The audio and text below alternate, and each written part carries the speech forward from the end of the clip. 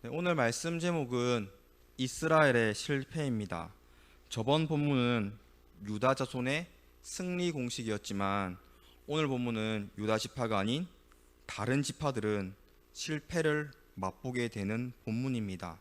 그래서 우리가 오늘 본문을 통해서 왜 이스라엘이 실패하는지 나누고 실패 이유를 반면교사 삼아서 우리는 저렇게 살면 안 된다를 깨닫고 세상에서 항상 승리하시는 성도님 되시길 바랍니다.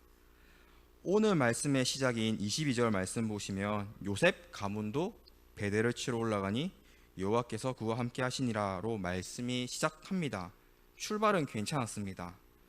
유다 지파가 시므온 지파가 연합하여서 가나안 땅 정복 전쟁을 시작했습니다. 그래서 요셉 가문이 이제 그 유다와 시므온을 따라서 뒤를 이어서 가나안 정복 전쟁에 참전했습니다. 요셉 가문이 누구냐면 창세기 46장 20절 하반절에 요셉에게 낳은 므낫세와 에브라임이요. 성경 읽다 보면 요셉이 두 아들 낳습니다. 에브라임과 므낫세. 므낫세는 굉장히 큰 지파이기 때문에 성경에서는 보통 므낫세 반지파라 합니다. 반은 요단 동쪽, 반은 요단 서쪽에 거하기 때문에. 그래서 흔히 요셉 가문, 요셉 지파라고 하면 므낫세, 에브라임 두 지파를 가리킵니다. 그래서 이스라엘의 11번째 지파가 요셉 지파인데 므낫세와 에브라임 합쳐서 요셉이라고 합니다. 유다가 시므온과 연합하여서 싸운 것처럼 오늘 본문에는 이제 에브라임과 므낫세가 형제 지파이기 때문에 다 같이 연합하여서 가나안 정복 전쟁을 시작했습니다. 그래서 하나님께서 또한 함께 하셨기에 오늘 본문 보면 요셉 가문은 어느 정도 가나안 땅을 정복합니다. 베델을 포함하여서. 그리고 거기서 멈추게 됩니다. 더 이상 승승장구하지 못합니다. 더 이상 진출하지 못하게 됩니다. 하지만 다른 지파들은 더 안 좋은 상황이었습니다. 오늘 본문 27절에는 요셉 지파인 므낫세 지파의 이야기가 나옵니다. 므낫세도 땅을 정복하였지만 결국 다 정복하지 못했다. 실패로 기록하고 있습니다. 29절에 요셉의 남은 지파인 에브라임도 쫓아내지 못했다라고 기록하고 있습니다. 여기까지 요셉 지파의 이야기고 그 다음부터는 3절에 스불론 지파 실패했다고 기록하고 있습니다. 31절에 아셀 지파 실패했습니다. 33절에 납달리 지파 실패했습니다. 34절에는 단 지파가 기록되어 있는데 최악의 상황이었습니다. 단 지파는 실패가 아닌 아모리 족속에 패배하여서 산지로 몰렸다고 기록하고 있습니다. 무슨 말이냐면 여호수아 시절 분배받은 땅을 가나안 족속에게 전부 다 뺏겼다라는 뜻입니다.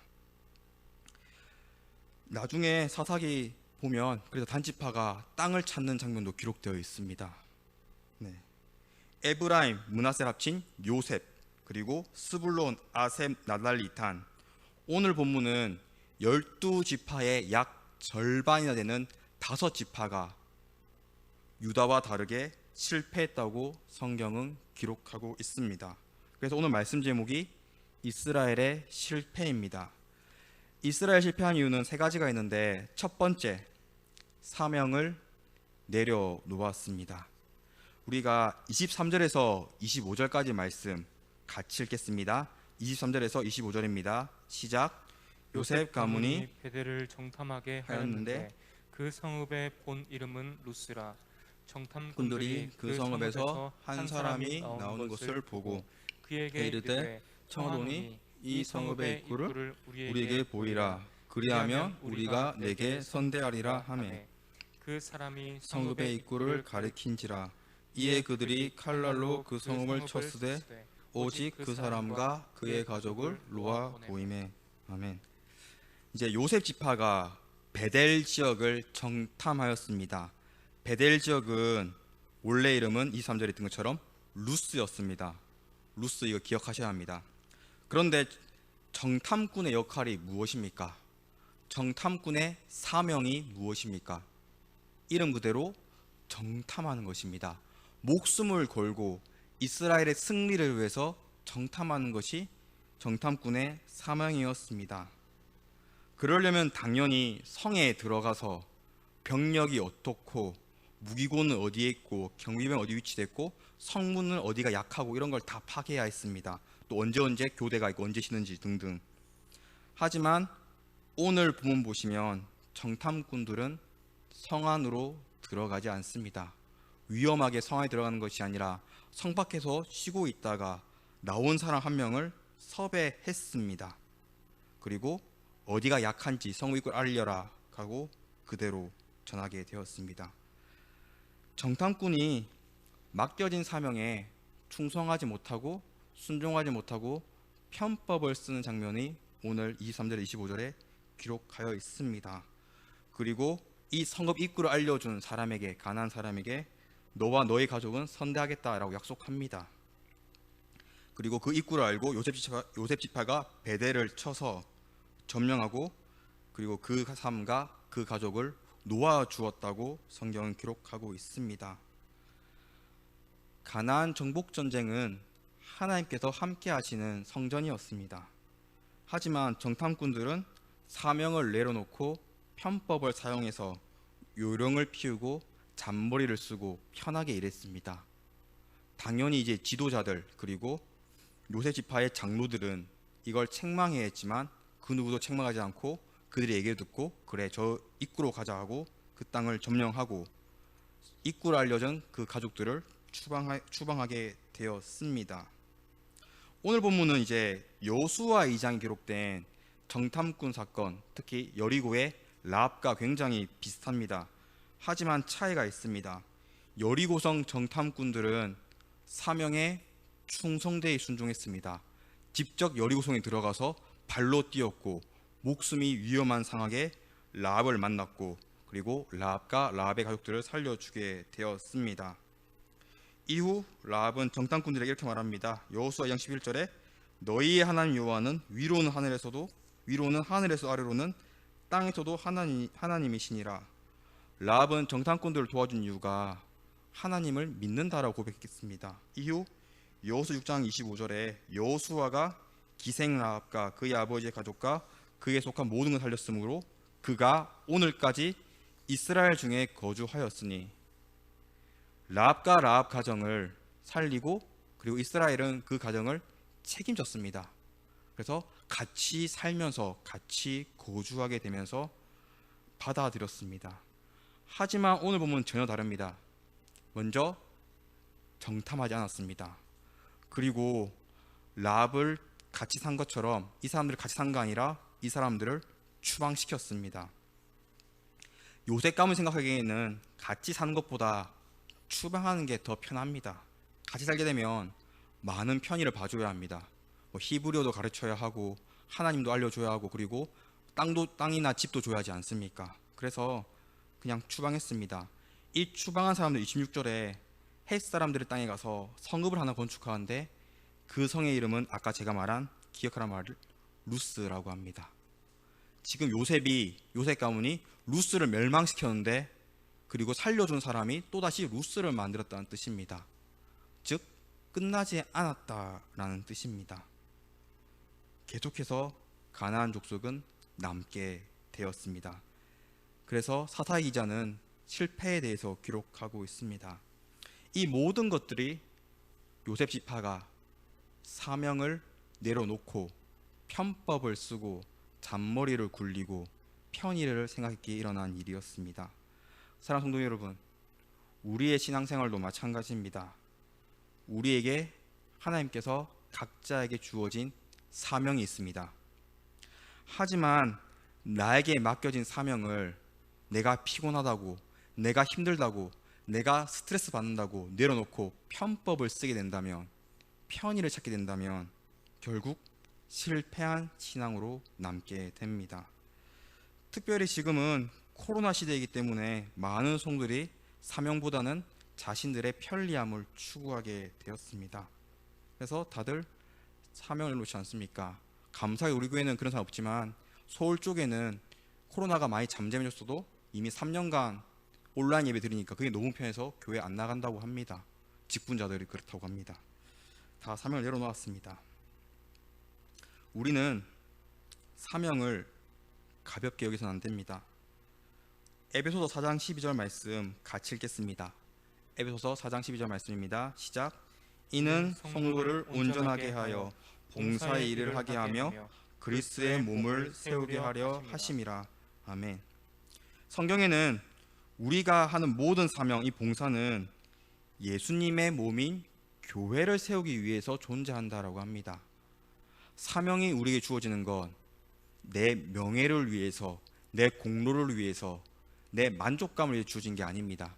주변 사람들에게 인정받기 위해서 하는 것이 아닙니다.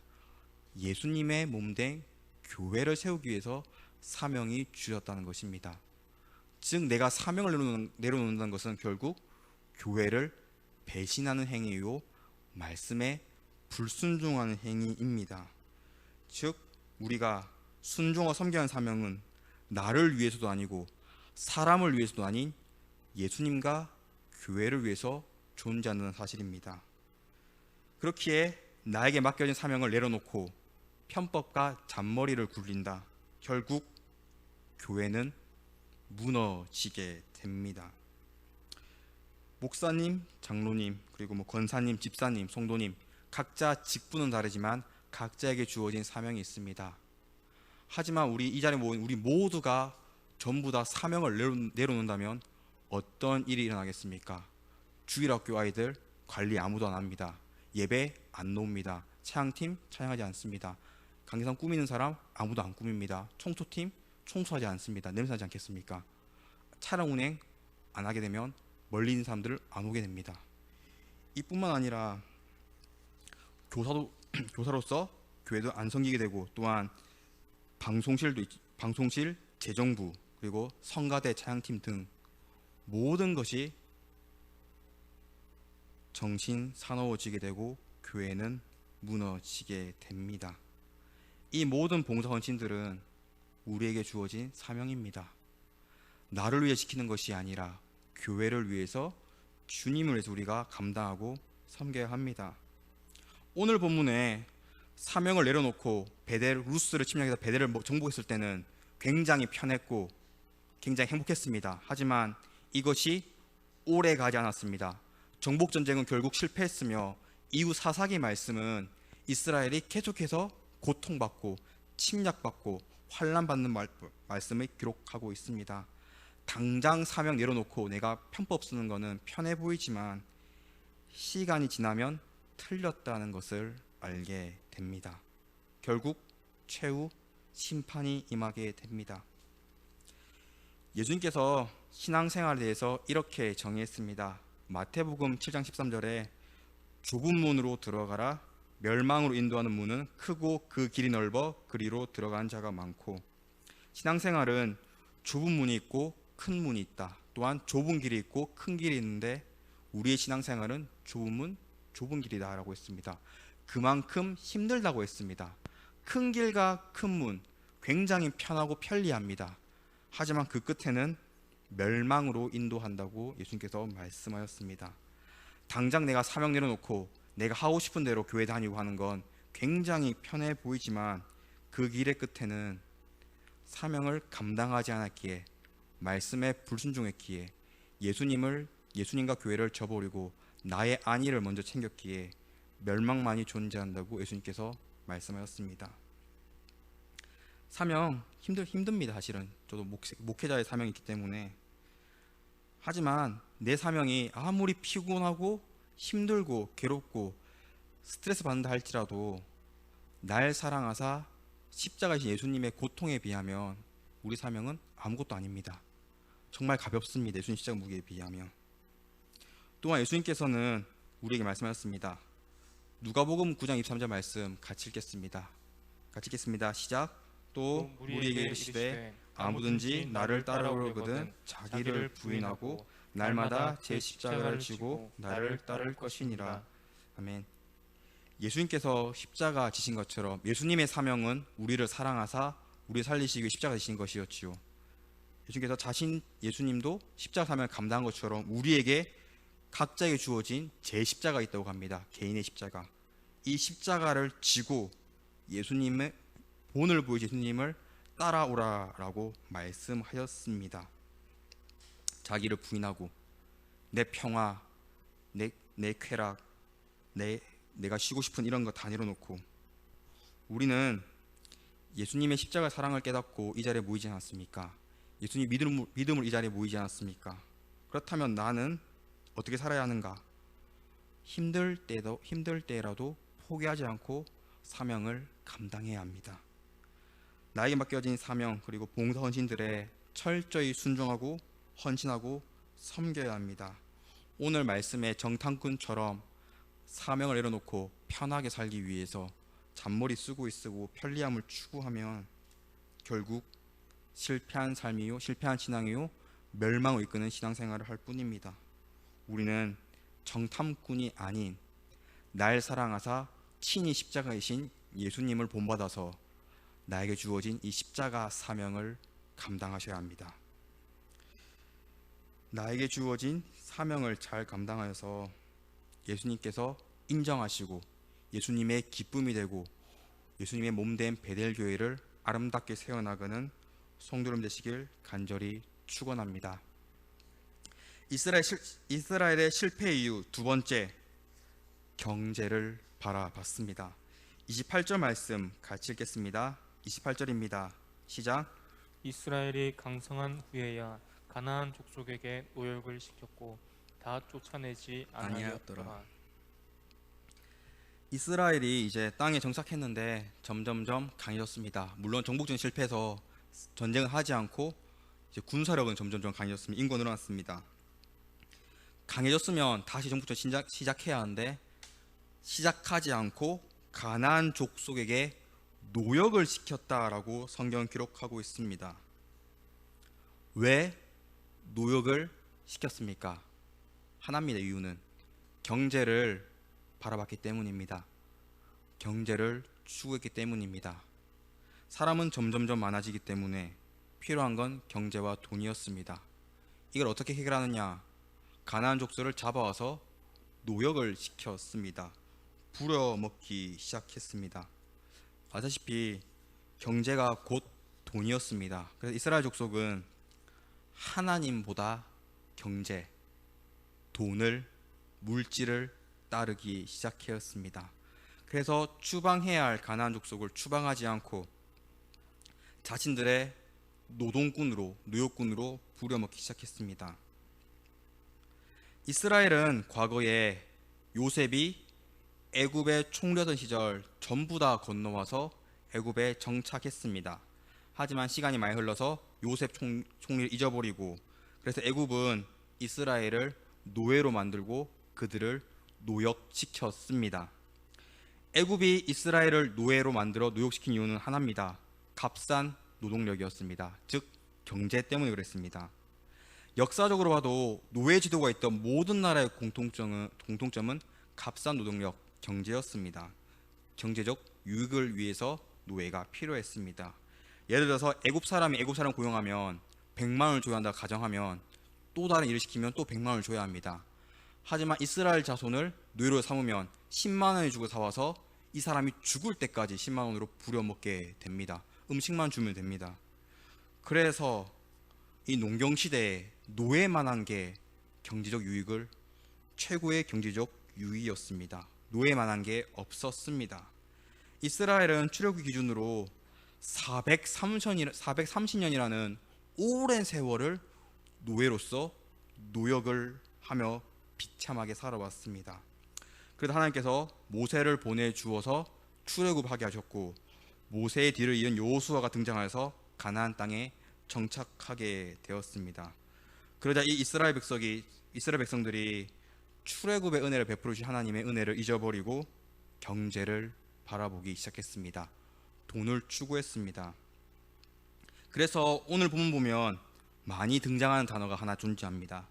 28절 보시면 노역을 시켰다 되어 있습니다. 28절 그리고 30절에도 노역을 하였다가 있습니다. 33절에도 노역, 35절에도 노역, 계속해서 노역이라는 단어가 등장합니다. 사사기로 기록한 저자가 원래 성경은 좀 간단하게 기록하는데 노역이 오늘 좀 많이 읽지 않아서 본문이 노역을 계속해서 강조해 적었습니다.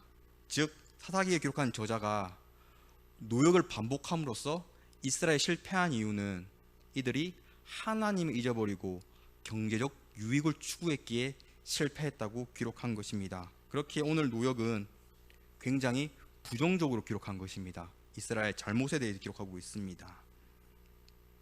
강조한 것입니다. 과거에 이스라엘이 애굽에서 노예로서 노역을 하였습니다. 그렇다면 지금 자신들은 힘이 생겨도 노역을 시키면 안 됩니다. 과거에 우리가 노역이기 때문입니다. 하지만 힘이 생기니 과거를 잊어버리고 자기들이 당했던 것과 똑같이 약한 가나안족을 잡아와서 노예로서 노역을 시키게 되었습니다. 심리학에서는 보상 심리라고 합니다. 예를 들면 군대에서 이제 이등병 때 맨날 두들겨 맞고 갈굼 당하면 이 사람이 나는 병장 되면 달라질 거야 형이 되었습니다. 더 심하게 부임들을 괴롭힌다고 합니다. 고부갈등 마찬가지죠. 며느리가 한평생 시어머니한테 혼나고 살면 나는 이렇게 살면 안 된다고 자기가 시어머니가 되면 며느리한테 똑같이 한다고 합니다. 이스라엘은 돈만을 추구했기 때문에 가나안 족속에게 추방시키지 않고 노역을 시켰습니다. 과거 이스라엘을 노역시켰던 애굽처럼 바로처럼 더 이상 이스라엘 족속의 모습은 하나님을 닮은 것이 아니라 그들의 지도자였던 모세와 여호수아를 닮은 것이 아니라 애굽 왕 바로를 닮았습니다. 여호수아 3장 10절에 살아계 하나님이 너희가 가나안 족속과 헷 족속과 휘 족속과 브리 족속과 길가 족속과 아모리 족속과 여부 족속을 너희 앞에서 반드시 쫓아내실 줄을 이것으로 너희가 알리라는 말씀이 있습니다. 분명 하나님께서는 여호수아와 이스라엘 백성에게 모든 가나안 족속을 쫓아내라 말씀하셨습니다. 그렇다면 하나님의 말씀에 순종해서 쫓아내야 합니다. 하지만 말씀에 불순종했습니다. 하나님보다 경제, 돈이 먼저 되었기 때문입니다. 쫓아내는 것보다 힘이 약해진 가나안을 잡아와서 노역군으로 부려먹는 게 낫다라고 판단한 것입니다. 이 모든 것이 결국 돈 때문에 일어난 일입니다.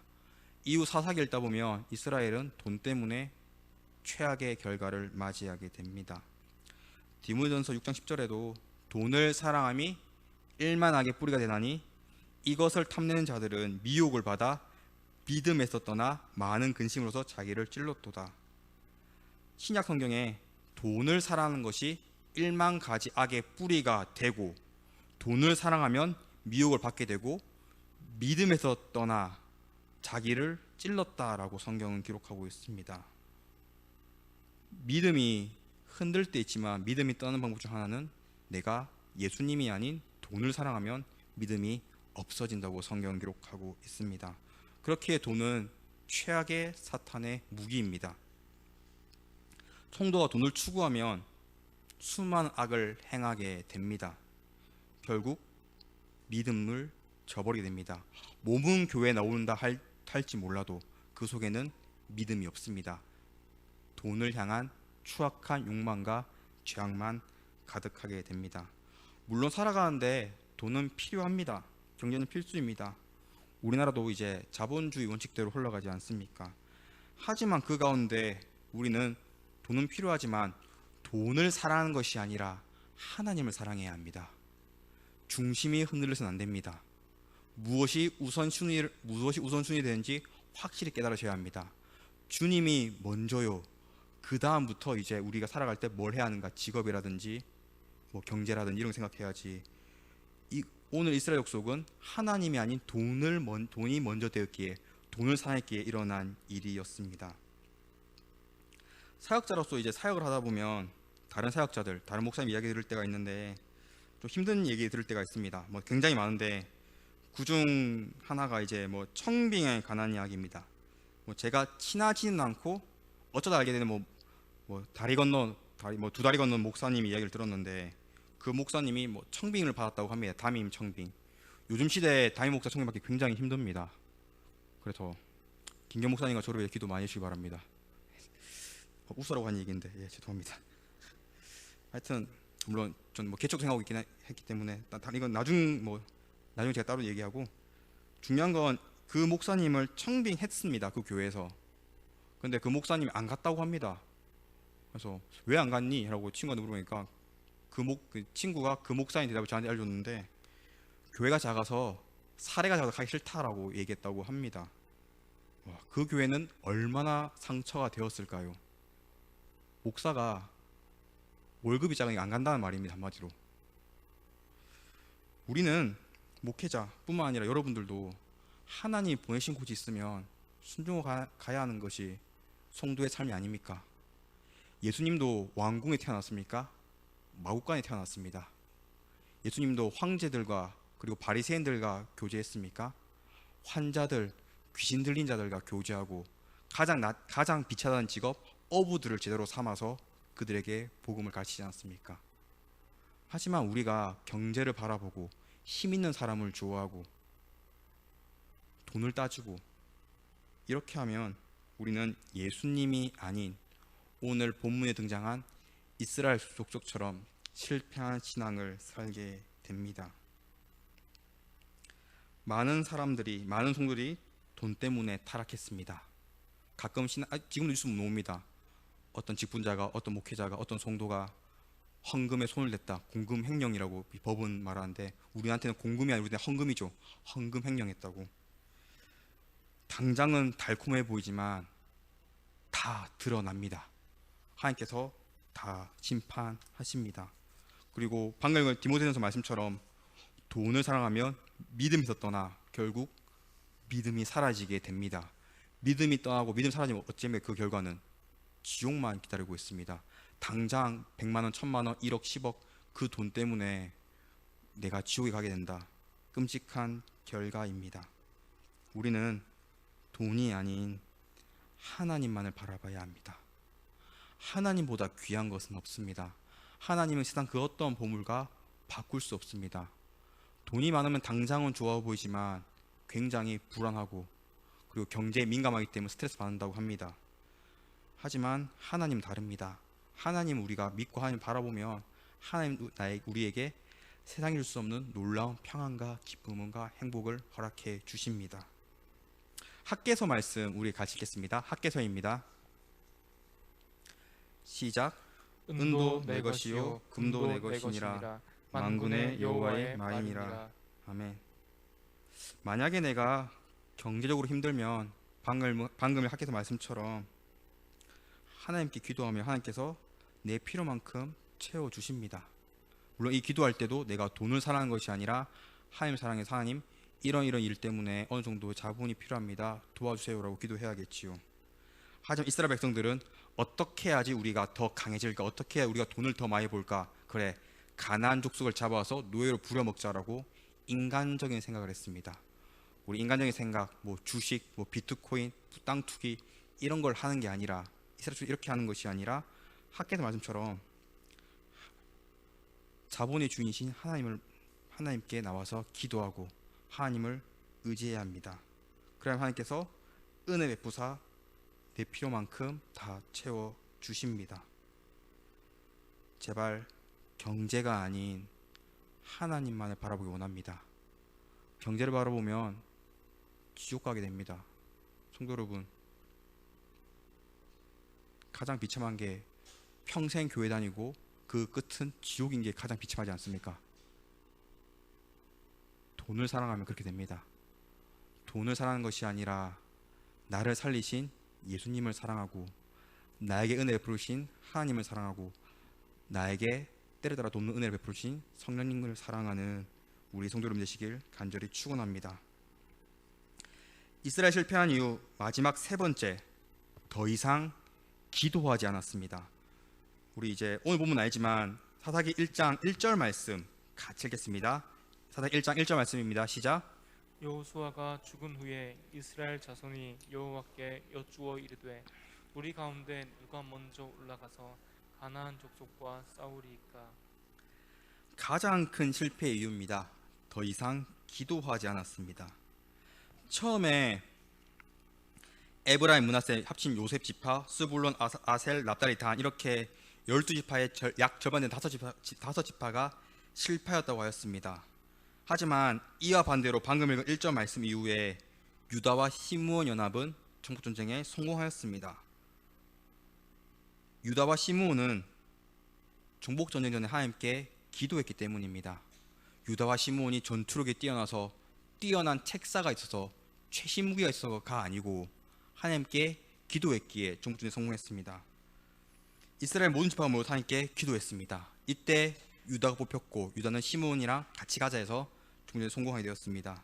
유다 뒤에는 이스라엘의 기도가 뒷받침되어 있었습니다. 그리고 유다의 정복전쟁이 끝났습니다. 다른 지파들로 별 관심이 없다가 유다가 성공했다라는 말을 들었습니다. 그리고 전쟁을 끝냈다라는 말을 들었습니다. 야, 우리도 정복전쟁을 시작하자라고 시작했습니다. 하지만 오늘 22절 36절 그 어디에도 기도했다고 기록되어 있지 않습니다.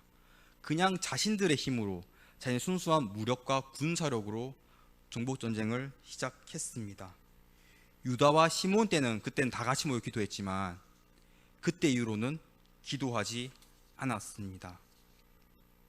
오늘 본문은 정복전쟁에 실패했으며 살아남은 약해진 가나안 족속을 노역을 시킴으로써 경제만을 추구한 이스라엘 모습이 기록되어 있습니다. 이들의 유다와 이들의 다른 5지파의 이유는 기도로 준비하지 않았기 때문입니다. 더 이상 기도를 하지 않으니 정탐꾼들은 사명을 내려놓고 그리고 돈만을 추구하게 되었습니다. 만약 이들이 유다와 시므온처럼 때처럼 기도로 준비했으면 과연 사명을 내려놓았을까요? 이들이 기도로 하였다면 과연 정복전쟁에 실패했을까요? 이들이 과연 기도했다면 노역을 통해서 경제만을 바라보았을까요? 아닙니다. 기도를 하지 않았기에 사명을 내려놓고 편법을 쓰고 기도를 하지 않았기에 노역을 시키고 돈만을 바라보게 되었습니다. 이 모든 것이 사실은 기도하지 않았기에 일어난 일입니다. 자신들의 힘만으로 싸우려고 했고 자신들의 생각만으로 경제적 유익을 바라보았기에 전부 다 일어난 일입니다. 특히 단지파는 하나님께 주신 땅까지 다 뺏겼습니다. 단지파가 추측하자면 가장 신앙이 안 좋았지 않았나 싶습니다. 이는 다 기도하지 않았기에 일어난 일입니다. 사무엘상 17장 47절에 여호와의 구원하심이 칼과 창이 있지 아니함을 이 무리에게 알게 하리라. 그 다음에 다 같이 말씀입니다. 전쟁은 여호와께 속한 것인즉 그가 너희를 우리 손에 넘기시리라. 다윗의 고백입니다. 다윗이 골리앗과 싸우기 전에 전쟁은 여호와께 속한 것인즉이라고 외치고 골리앗과 싸워서 승리하게 됩니다. 전쟁은 인간의 힘으로 하는 것이 아닙니다. 이스라엘 족속은 인간의 힘으로 했기에 실패하였습니다. 전쟁은 하나님께 속했으니 우리 인간은 무엇을 해야겠습니까? 기도해야 합니다. 기도로서 하나님의 도우심과 하나님의 함께 하신가, 하나님의 은혜와 하나님의 기적과 하나님의 역사를 사모하면서 기대하면서 기도로서 모든 전쟁을 준비해야 했습니다. 하지만 오늘 이스라엘 족속은 기도하지 않았기에 결국 실패하게 되었습니다. 사명을 버리고 편한 걸 추구했으며 하나님 말씀보다는 돈만을 바라보며 경제만을 추구하게 되었습니다. 결국 믿음을 떠나고 이후 사사기 보면 바알과 아세라라는 우상을 받아들이게 됩니다. 이 신들도 경제의 신이기 때문에 경제를 받아들이게 됩니다. 사랑하는 성도님들, 우리는 기도해야 합니다. 신약성경 에베소서 6장 12절 말씀 같이 읽겠습니다. 6장 12절 말씀입니다. 시작. 우리의 씨름은 혈과 육을 상대하는 것이 아니요 통치자들과 권세들과 이 어둠의 영 세상 주관자들과 하늘에 있는 약의 영들을 상대함이라. 아멘. 성경에서는 우리도 전쟁을 하게 되는데 전쟁의 대상은 혈과 육, 즉 사람이 아니라 어둠의 세상 주관자들과 하늘에 있는 악한 영들을 상대한다라고 합니다. 길죠. 줄여서 영적 전쟁이라고 합니다. 성도는 매일매일 치열하게 영적 전쟁을 한다고 성경 기록되어 있습니다. 수많은 제약들이 우리를 유혹한다는 뜻입니다. 이스라엘은 이 유혹에 넘어진 것입니다. 정탐해야 하는데 힘들고 귀찮죠. 위험하죠. 그래서 편법 써가지고 사람을 섭외해가지고 사명하고 돈을 벌기 위해서 그래 이 사람들 잡아와서 노예군으로 만들어 쓰자. 전부 다 유혹에 넘어서 일어난 일입니다. 수많은 제약들이 우리를 유혹합니다. 뭐 알코올, 도박, 음란, 폭력, 욕설, 분노 뭐 이런 다양한 유혹들이 있지만 오늘 본문에만 비추어서 한정적으로 줄여서 생각해보면 우리 마음 가운데도 내가 하고 있는 이 사명들, 헌신들 쉬고 싶다, 내려놓고 싶다, 다른 사람이 하면 안 되나, 이것도 다 영적 전쟁이라는 뜻입니다. 분명히 사탄은 우리 약한 걸 파고듭니다. 또한 경제적도 마찬가지입니다. 어떻게 하면 돈을 더 벌 수 있을까? 어떻게 하면 내가 부자 되고 우리 자녀들에게 많은 걸 물려줄 수 있을까? 돈 많이 버는 정보가 없나? 더 나가면 헌금이 아까운데 헌금을 좀 줄여볼까라고 생각합니다. 이게 다 사탄이 우리랑 하는 영적 전쟁입니다. 매일매일 하는 기록되어 있습니다. 매일매일 전쟁 패하면 오늘까지 우리가 신앙 충만하지만 내일 내가 패한다면 사명 다 포기하고 헌금도 줄이고 돈만을 생각하게 됩니다. 우리는 이 영적 전쟁을 치르게 될 때 무엇을 해야 할까요? 기도해야 합니다. 전쟁은 여호와께 속한 것인즉 우리의 의지로 승리하는 것이 아닙니다. 사탄은 우리보다 고차원적 존재이기 때문에 우리의 약한 걸 파고들기 때문에 우리의 인내심, 의지로는 이길 수 없습니다. 기도하며 이길 수 있습니다. 누가복음 22장 40절 말씀에 예수님께서 말씀하신 누가복음 22장 40절 말씀에 그들에게 이르시되 유혹에 빠지지 않게 기도하라 하시고 기도로서 모든 죄악의 유혹을 막아야 한다고 예수님께서 말씀하셨습니다. 기도하면 승리합니다. 하지만 기도하지 않으면 영적인 패배해서 수많은 유혹에 죄악의 누룩에 넘어지게 됩니다. 교회를 떠난 사람들 얘기를 들어보면 시험 받았다 하고 상처 받았다고 하고 하는데 이유는 다양하겠죠. 또 잘못해서 아까 말했던 헌금 횡령해가지고 쫓겨났다든지 다양한 이유가 있는데 공통점 하나입니다. 결국 그 사람들은 기도하지 않았습니다. 우리도 기도하지 않으면 언제 넘어질지 모릅니다. 기도하지 않으면 언제 시험에 넘어지고 유혹에 넘어질지 모릅니다. 그렇게 우리는 항상 기도해야 합니다. 기도 외에 다른 방법이 없습니다. 유혹에 빠지지 않게 기도하라. 예수님 말씀대로 우리는 매일매일 기도해야 합니다. 오늘 본문과 비슷한 일이 과거 중세시대에 있었습니다. 과거 중세시대는 이제 유럽이죠. 유럽에는 모든 곳에 중세 교회가 존재했습니다. 말 그대로 복음화가 되었습니다. 하지만 그 속은 타락해져 가기 시작했습니다. 수많은 성직자들이 자신의 사명을 잊어버렸습니다. 그리고 음란했고 자신의 명예와 경제, 돈만을 추구했습니다. 이때 활용 정점이 교황 레오 10세입니다. 레오 10세는 면죄부를 만들어서 팔기 시작했습니다. 면죄부 다들 아시지요? 천국은 믿음으로 가는 곳인데 면죄부를 사면 다 천국 간다고 해서 면죄부 팔았습니다. 그래서 성도들이 전 유럽에 있는 모든 성도들이 얼마나 면죄부 살려고 줄을 섰겠습니까? 천국 가기 때문에. 감히 예수님의 구원을 사기친 사건입니다. 대역 사기죄죠. 그 당시 면죄부 가격이 그 당시에 송아지 3마리라고 합니다. 내 식구가 송아지 12마리를 살려면 얼마나 힘들었겠습니까? 그럼에도 다들 면죄부에 속아서 면죄부를 샀다고 합니다. 이는 다 교황부터 성직자들이 사명을 잊어버리고 말씀 전하는 사역자들이 사명을 잊어버리고 돈만을 추구하니까 면죄부를 만들어서 팔기 시작했습니다. 이때 등장한 사람이 유일하게 타락하지 않았던 성직자 딱 한 명, 마르틴 루터입니다. 루터는 사명을 잊어버리지 않았습니다.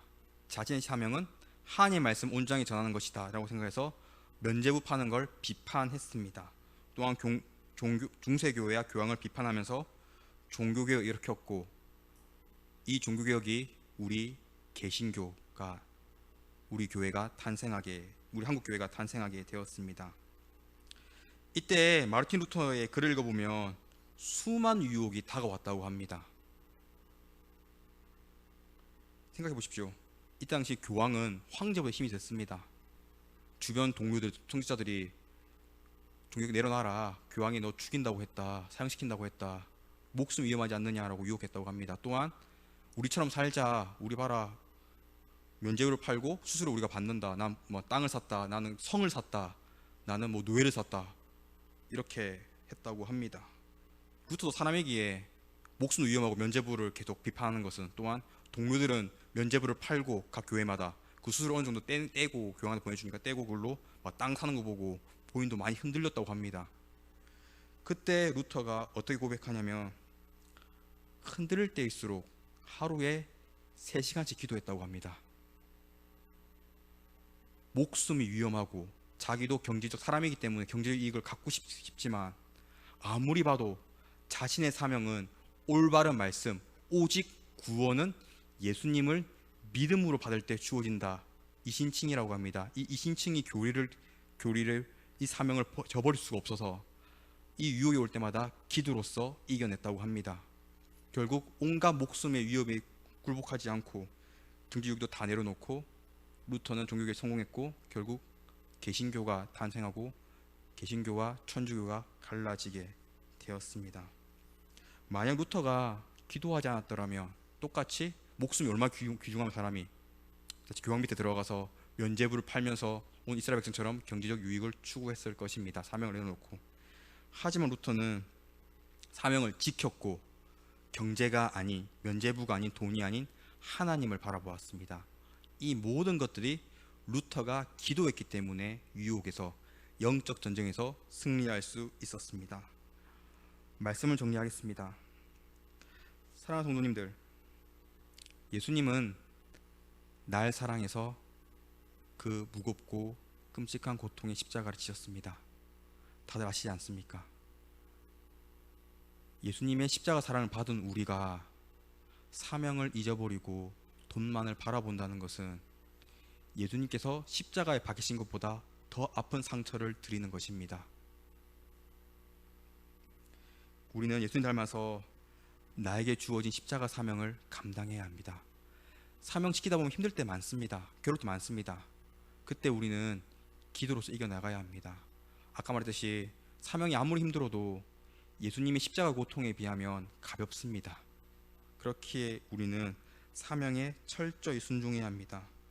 또한 우리는 돈이 아닌 예수님을 바라보며 온전한 믿음을 가져야 합니다. 온전한 신앙생활을 해야 합니다. 마지막으로, 그 어떠한 유혹이 와도 그 어떤 유혹에서 내 사명이 흔들리고 내 물질적 가치가 흔들리지 않게 기도로서 모든 유혹을 물리쳐야 합니다. 기도하면 사명 감당하고, 기도하면 돈이 아닌 예수님만을 온전히 사랑할 수 있습니다. 오늘 말씀 잘 기억하여서 기도하는 베델교 되기를 간절히 축원합니다.